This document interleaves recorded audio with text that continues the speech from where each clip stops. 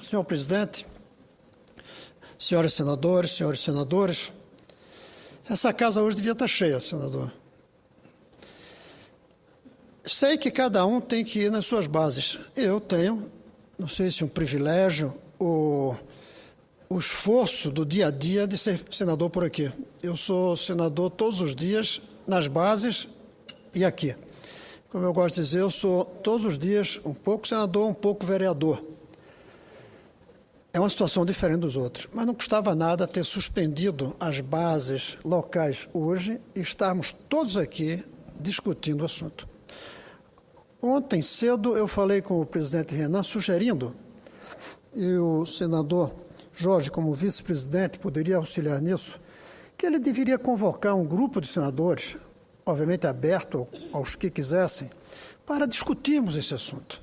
Já que não é possível preencher esse plenário nunca, por que ele não reúne 10, 15, senador Jorge, pessoas, senadores, para discutirmos que terremoto é esse? Onde erramos que deixamos as placas tectônicas se chocarem umas com as outras entre nós? E discutimos o que fazer. Senão, Jorge, eu me entristeço profundamente em não poder ir às passeatas, porque eles não aceitam políticos. Eu só poderia ir às passeatas se eu pusesse uma peruca, uma barba e talvez até ter que colocar uma daquelas máscaras que eles estão usando. Senão, não poderia ir. É triste você ser representante do povo, ter tido tantos votos e saber que, nesse momento, pelo fato de ser político, você não é visto como um deles. Eu escrevi, não faz muito, um livrinho chamado Reaja, que, na verdade, está tudo isso aí no livro, que tem uns 3 anos. Eu tenho certeza, senador, que se eu não fosse senador, esse livrinho hoje seria um best-seller. Porque é isso que está aí. Eu digo reaja a isso, reaja a isso, reaja a isso, reaja aos partidos, reaja, jovens reajam. Mas eu sou senador. O livro fica sob desconfiança. Eu fico muito triste com essa situação, mas eu tentei incorporar o que está por trás de tudo isso. E eu comecei a perguntar o que é que essa meninada gostaria que fosse feito unindo todas eles. Porque melhorar a educação são alguns, acabar a PEC 37 são outros, acabar a corrupção são outros. Mas o que é que unificaria todo? Talvez, senador Jorge, eu radicalize agora. Mas eu acho que para atender o que eles querem, nós precisaríamos de uma lei com 32 letras. Estão abolidos os partidos. Estão abolidos todos os partidos. Isso sensibilizaria a população lá fora. Nada unifica mais hoje todos os militantes e manifestantes do que a ojeriza, a desconfiança, a crítica aos partidos políticos. Talvez seja a hora de dizermos, estão abolidos todos os partidos. E vamos trabalhar para saber o que é que a gente põe no lugar. Se a gente põe no lugar outros partidos ou outra coisa. E aqui eu quero fazer uma referência ao seu Estado. E a Marina Silva. A ex-senadora Marina Silva parece que está na frente de tudo isso, salvo que criou um partido. Então ficou igual. Mesmo que o partido se chame com o nome do que não é partido, mas é partido. Teve que conseguir as assinaturas, vai entrar no mesmo sistema, vai receber fundo partidário, porque eu espero que a lei que proíbe de receber não passe aqui. Nós precisávamos dar um tempo para reorganizar os agentes políticos sob formas diferentes de partido ou sob forma de outros partidos. Não precisaram colocar essa faixa. Abolem-se os partidos. Mas está na cabeça de todos. Nossos partidos não refletem mais o que o povo precisa como seus representantes. Nem do ponto de vista do conteúdo e nem do ponto de vista da forma. No conteúdo, nós não estamos incorporando todos os problemas da contemporaneidade. Nós estamos presos a um discurso velho, antigo. A prova é, o senador Jorge falou aqui, nós falamos ainda em aumentar o produto interno bruto e não em melhorar o bem-estar. Nós falamos em mais carros e não em melhor transporte. Ficou velho o nosso discurso. Nós falamos em cidadania, não falamos em florestania ou em planetania, como eu costumo defender, que é um salto adiante, colocando todas as florestas do planeta juntas e todas as populações juntas, numa visão comum de todo o planeta. Ficamos velhos nas propostas e ficamos velhos nas formas. Aliás, eu quero fazer justiça aqui uma coisa. A primeira vez que eu ouvi falar, faz mais de 5 anos, de que nós ficamos velhos na forma de fazer o Congresso, porque não conseguimos entender ainda a verdadeira dimensão da internet e de como essa internet pode influenciar da maneira que a gente funciona aqui. A primeira pessoa que eu ouvi falar nisso, sentado ali, foi José Sarney, com seus 80 anos de idade. E um político, inclusive, que não faz mal nenhum dizer, tradicionalíssimo, mas ele alertou aqui, pela sensibilidade que ele tem, de que algo tem que mudar na maneira de fazermos o diálogo com o povo, que não basta mais dialogar uma vez por cada 4 anos, é preciso dialogar cada 4 minutos. Cada 4 minutos, que é o tempo que leva para recebermos uma quantidade de mensagens. Eu uso muito as redes. Eu uso muito o tal do Twitter. Eu tenho satisfação, embora me dê um trabalho brutal, 337, deve estar mais hoje já, 338 mil seguidores no Twitter. Cada minuto eu recebo dezenas de mensagens, muitas me criticando, muitas cobrando, de vez em quando algumas elogiando, é verdade, mas ali eu faço o diálogo, mas eu ainda não aprendi como trazer esse diálogo aqui para dentro. Ainda fica um pouco coisa de professor, coisa de acadêmico e não de político. Porque os instrumentos para trazer as ideias do povo que chegam pelo Twitter para aqui as cadeiras de senador, nós não sabemos como fazer ainda. E não é através dos atuais partidos. Eu defendi ontem, assinamos 6 senadores a proposta da convocação de uma constituinte exclusiva para a reforma política. Inclusive com a possibilidade do voto avulso. Já fico contente, mais uma assinatura, do voto avulso, de tal maneira que alguém possa ser eleito sem ter partido para essa constituinte exclusiva para fazer a reforma política no prazo de 1 ano, de tal maneira que os que vão fazer essa reforma política não possam ser candidatos, porque eles não devem fazer as leis pensando se vão ou não ser beneficiados. Pois bem, eu creio que essa é uma proposta que poderia levar à revolução. Não há manifestação de 1 milhão de pessoas em um dia que não exija uma revolução. Eu espero, aliás, senador Jorge, que a presidenta entenda isso. Eu estou muito temeroso que a presidenta saia da reunião que está fazendo hoje com os seus ministros e, segundo dizem, com o seu marqueteiro, que será um erro tremendo tratar isso como uma questão de marketing. Eu temo que ela saia para atender o marketing falando em ordem, falando que é preciso acabar com o vandalismo, falando que é preciso colocar na cadeia os baderneiros. Tudo isso é verdade, mas se o discurso dela for centrado nisso, ela vai cometer um erro muito grave. Ela vai se transformar em vez de estadista, em xerife. Nós precisamos de um estadista, que inclusive tem que ser xerife em um pequeno momento do seu dia a dia, mas não pode ser por aí. É preciso entender que entre os centenas de milhares, alguns eram baderneiros, mas não era esse o espírito das manifestações. O espírito era 1 milhão de ordeiros críticos do que acontece hoje no Brasil.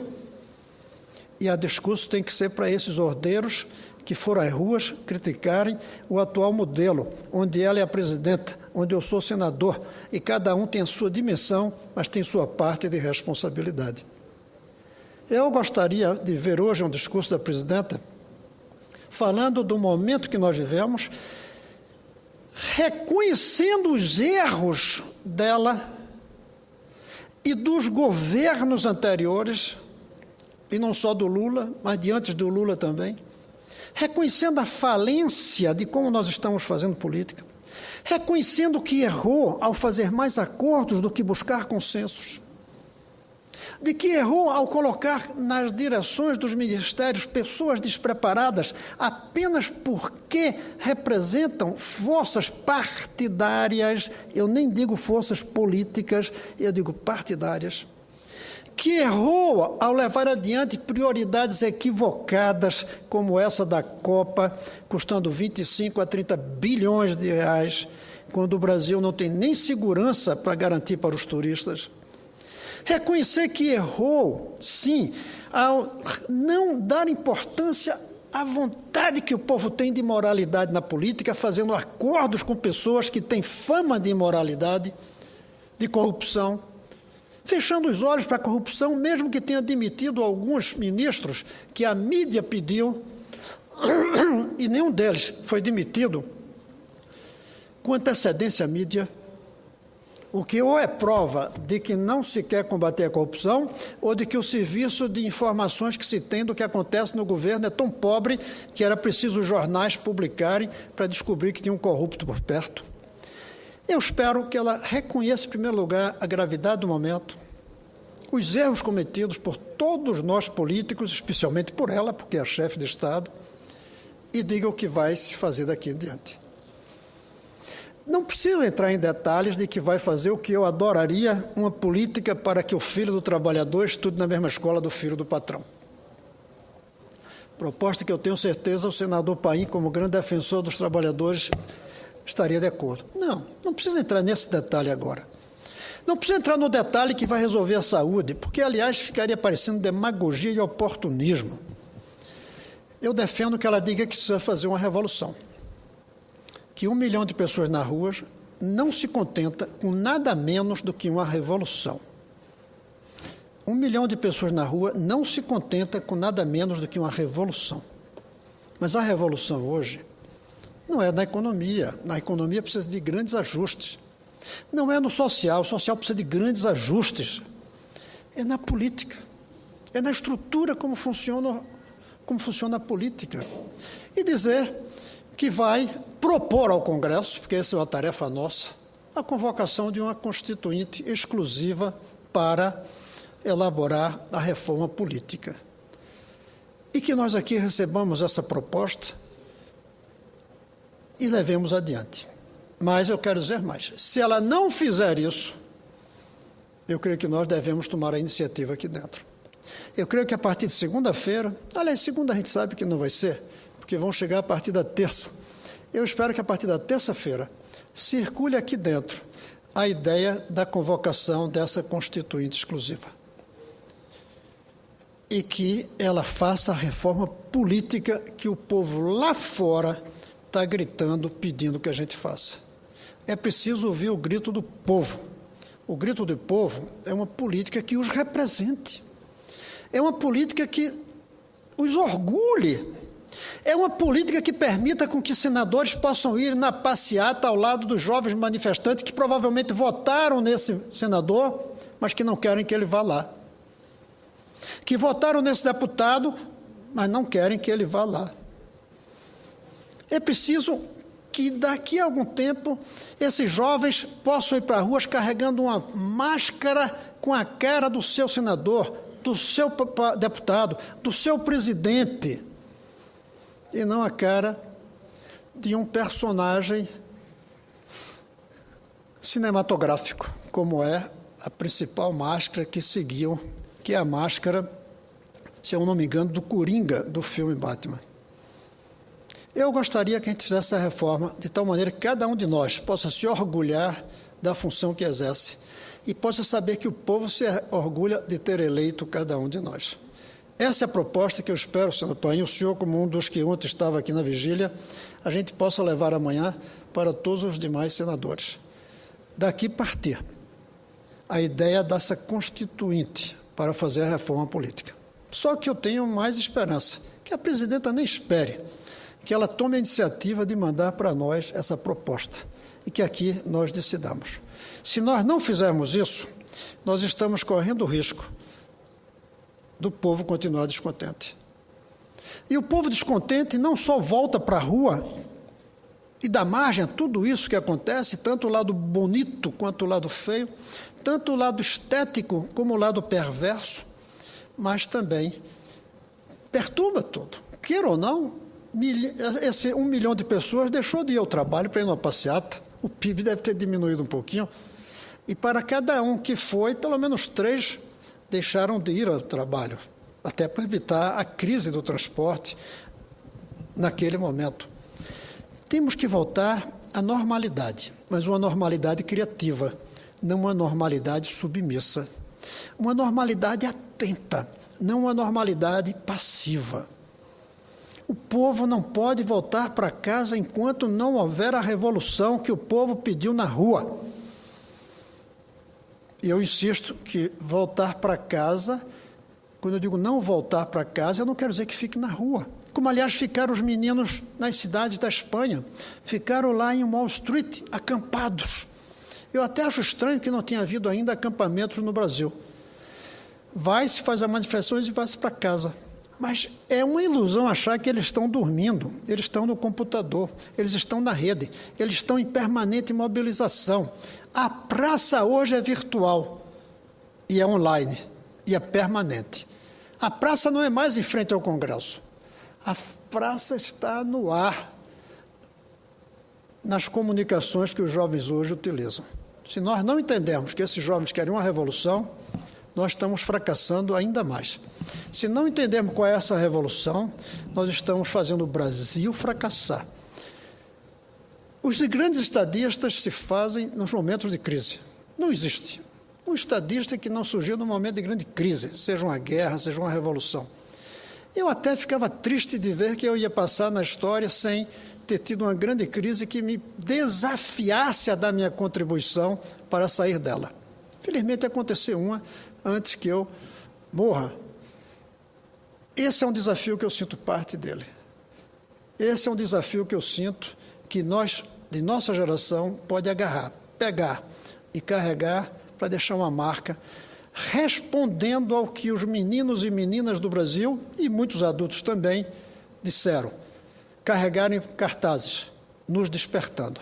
Obrigado vocês, obrigado muito por terem funcionado como um despertador, para despertar o espírito cívico que estava ficando adormecido em muitos de nós, políticos do Brasil. Que a presidenta entenda isso, tenha consciência e seja uma estadista e não fique refletindo e propondo como se fosse uma xerife. É isso que eu espero, senhor presidente.